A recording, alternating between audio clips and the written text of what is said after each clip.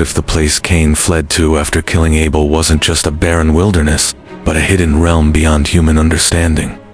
The Bible tells us Cain murdered his brother and was cursed by God, condemned to wander. Yet God marked him for protection, and Cain went to the land of Nod, east of Eden. This brief verse raises profound questions. Where was Nod? Who lived there? And what did Cain find?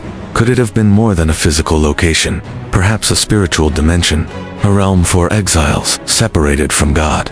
Genesis 4:16 simply says, "Then Cain went away from the presence of the Lord, and settled in the land of Nod, east of Eden." Nod is never described again, its boundaries, geography, and inhabitants left mysterious. The Hebrew word Nod means wandering, suggesting not merely a place, but a state of being. Eastward movement in the Bible often symbolizes separation from divine order. Adam and Eve were sent east after Eden. Humanity moved eastward at Babel. Cain's exile, then, represents a spiritual descent, a life apart from God's presence. But a question immediately arises. Cain found a wife and built a city, naming it after his son Enoch. If Adam and Eve were the only humans, where did Cain's wife come from? Some suggest Adam and Eve had other children not named in Scripture. Others hint at a more controversial idea, that Nod was already inhabited by beings not of Adam's line, possibly pre-Adamic or fallen creatures. This possibility suggests that the world beyond Eden was already more complex than we often assume. Cain was not alone. His city required people, labor, and organization. Nod becomes a place of civilization emerging from exile. Ancient Jewish and apocryphal texts deepen the mystery. The Book of Enoch speaks of the Watchers, celestial beings who descended to teach forbidden knowledge to mankind. Some traditions propose that Cain might have encountered such beings or their descendants in Nod, gaining knowledge that helped him build his city. If so, the land of Nod was more than a punishment, it was a nexus of human ambition and forbidden insight, a place where exile became the foundation of culture. The mark of Cain remains another enigmatic detail. Its nature is unknown. Some say it was visible, others suggest a spiritual seal. Could it have served as a key to access Nod? In this interpretation, Cain's curse and protection were two sides of the same coin. Punishment, yes, but also passage into a hidden world. Nod may have been both refuge and prison, a place where human and divine intersect in unsettling ways. Mesopotamian and Near Eastern myths provide parallels. Lands east of paradise are often associated with exile, punishment, or dwelling of supernatural beings. The Epic of Gilgamesh speaks of regions housing immortal secrets. Zoroastrian texts describe Angra Mainyu, banished to distant realms. Such stories suggest a universal memory. Lands beyond the divine garden were places of separation, trial, and hidden knowledge. Cain's journey to Nod fits this pattern, linking biblical narrative to ancient mythologies. Cain's story also hints at the origins of civilization. His city, named for Enoch, produced descendants who advanced culture, tent-making, metallurgy, music, but these developments arose from exile and violence. Nod becomes a symbol for human creativity emerging apart from God, highlighting a paradox. Progress can stem from rebellion, innovation from punishment. Cain's wandering was the seed of urban life, yet always tinged with separation from divine order. Even today, Nod's shadow seems present in humanity's restless pursuit of knowledge and power. Cities rise, technology advances, yet spiritual connection often lags behind. Cain's exile echoes in our own wandering, reminding us that civilization can flourish even when humanity is estranged from God. Nod is not just a place in history, it is a state of being that continues to resonate in human ambition and restlessness. Cain's journey east of Eden, then, is both literal and symbolic. He left paradise, entered a land of exile, and built a city. He found a wife, fathered descendants, and began a lineage outside God's immediate covenant. Nod represents the tension between punishment and possibility, exile and creation, wandering, and the foundations of civilization. And the haunting question remains, who else was there before him, and what hidden knowledge did he inherit? Genesis offers no answers, leaving Nod as an enduring mystery, a reminder that even the first murderer shaped the path of human history, and that exile can sometimes give rise to the very structures of civilization itself. If the land of Nod was more than a simple wilderness, then Cain's life there opens a door to one of the Bible's deepest mysteries. Genesis tells us he built a city and named it after his son, Enoch. Yet the text offers no explanation of who helped him or what civilization he encountered.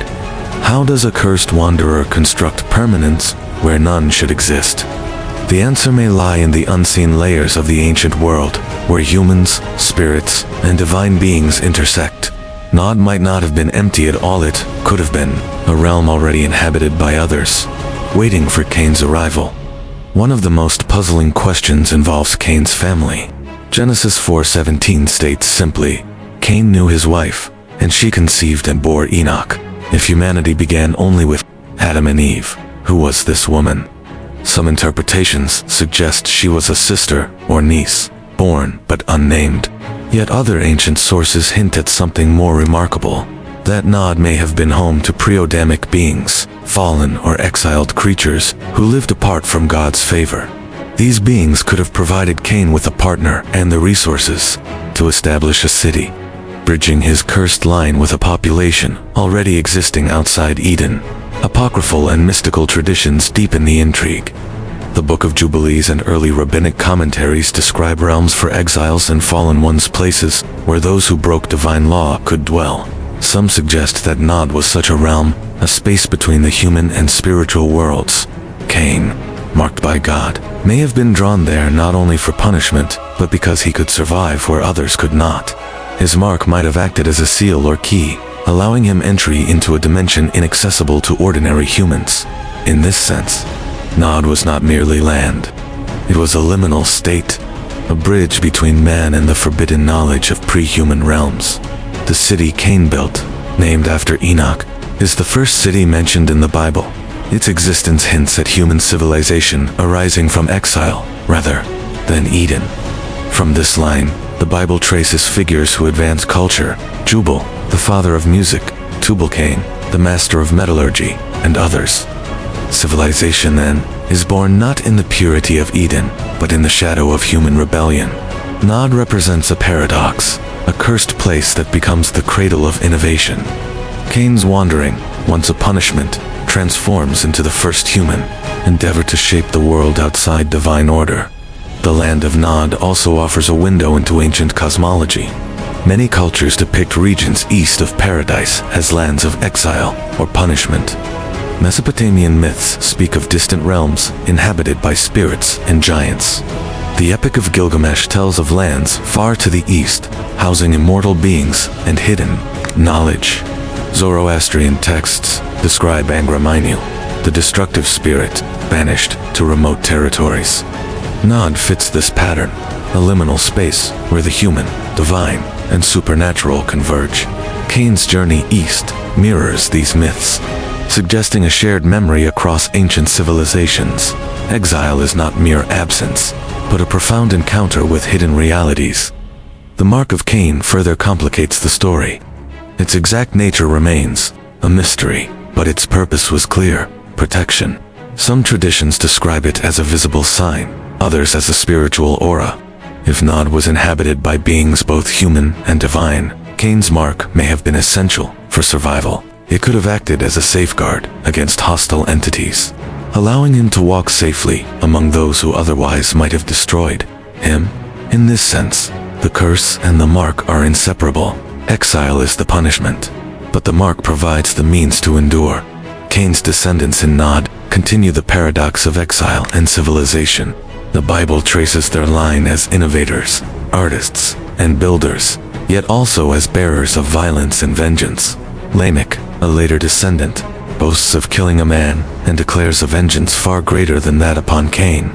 This shows that the spirit of Nod, restlessness, ambition, and rebellion was inherited, becoming embedded in the early human experience. Civilization grows, but it carries the shadow of its origins. Innovation and sin, culture and curse, are intertwined from the very beginning. Modern parallels to Nod are striking. Just as Cain wandered and built amidst exile, humanity today constructs cities, technologies, and systems often separated from spiritual wisdom. We advance rapidly, yet many feel spiritually restless. Echoing the wandering of Nod, the first exile sets a pattern: brilliance born from rebellion, culture born from separation. Nod is not just a biblical location, it is a metaphor for the human condition, a reflection of what happens when civilization develops apart from divine guidance. Even the question of Cain's morality becomes complex. Was he merely punished, or was he also chosen to become the first human to navigate the tension between exile and creation? Nod may have been a testing ground, a place where one's ingenuity, resilience, and choices determine the course of human history. Cain's act of building a city can be read as defiance, survival, or the beginning of culture itself. Nod embodies all these possibilities. Cain's story in the land of Nod does not end with the founding of a city. It extends into the legacy of human civilization, the tension between rebellion and creation, and the mysterious forces that shaped his destiny. The Bible tells us he had descendants, and from them came the first artisans, musicians, and metalworkers. Nod, then, becomes more than a place of exile. It is the cradle of culture, yet shadowed by the curse that began with murder. Who else inhabited Nod? Genesis is silent, but apocryphal writings hint at pre-Adamic or fallen beings, spirits or exiles from an earlier order, who may have interacted with Cain. Some traditions suggest these beings imparted forbidden knowledge, teaching him arts, crafts, and skills that made city building possible. If so, the land of Nod was a meeting point of human and supernatural influence. Cain, marked and protected, may have been uniquely positioned to survive, learn, and create in a world already teeming with hidden powers. The mark of Cain, a symbol of both curse and protection, takes on new meaning in this context. It may have been a signal to others, a supernatural safeguard, or even a key granting him access to realms beyond ordinary humans. Nod itself, as a spiritual and literal landscape, represents the intersection of exile, knowledge, and civilization. Cain's wandering transforms from mere punishment into a story of resilience, adaptation, and influence. Cain's descendants in Nod continued the paradoxical pattern of innovation mingled with violence. Jubal, inventor of music; Tubal-Cain, forger of bronze and iron; and Lamech, whose boastful vengeance echoes the first murder. These figures illustrate how exile can produce both creativity and corruption. Civilization, therefore, begins not in innocence, but in the shadow of sin. Echoing the moral complexity of Nod, ancient myths provide context for this narrative. Across Mesopotamia, lands east of Paradise were associated with exile and supernatural forces. The Epic of Gilgamesh speaks of distant lands, housing immortal beings, and hidden wisdom. Zoroastrian traditions describe the exile of evil spirits to remote regions. Nod mirrors these themes: a liminal space where humanity meets both danger and knowledge, where divine absence creates room for ingenuity and rebellion alike. Even today, Nod's legacy resonates. Humanity builds towering cities, invents technologies, and stretches knowledge beyond traditional boundaries, yet often feels spiritually restless. In many ways, our modern world echoes the wandering of Cain, brilliant, ambitious, and yet distant from divine presence. The story of Nod is a mirror of human civilization itself, its potential, its flaws, and its unending search for meaning. Some scholars and mystics have speculated that Nod may not have been purely geographical. Perhaps it existed in a hidden, spiritual dimension, a realm overlapping with our own, accessible only to those marked or prepared for exile. Cain's city might have been visible to some and hidden from others, an archetype of civilization that exists in both reality and myth. It is a place where human ambition, divine separation, and supernatural knowledge converge. The land of Nod, then, is both warning and lesson. Cain's exile was punishment, yet it also became the birthplace of human culture outside Eden. From violence came cities, from wandering came innovation, and from separation came a legacy that would shape generations. Nod is more than a footnote in Genesis. It is a symbol of humanity's capacity to endure, create, and rebel, all while carrying the shadow of original sin. Ultimately, Nod challenges us to reflect on the nature of exile, morality, and civilization. Cain was marked, cursed, yet protected. He wandered, built, and fathered a line that would both advance and challenge humanity. The mysteries of who lived there before him, what knowledge he gained, and how his city survived remained unanswered.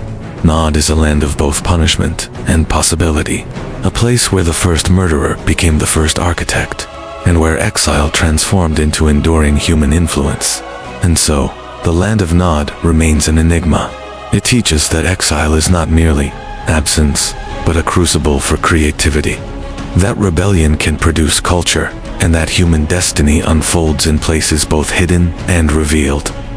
Cain's journey east of Eden may have been tragic, but it also marks the beginning of human civilization. Beyond divine paradise, a restless, creative, and morally complex legacy that still echoes in our world today.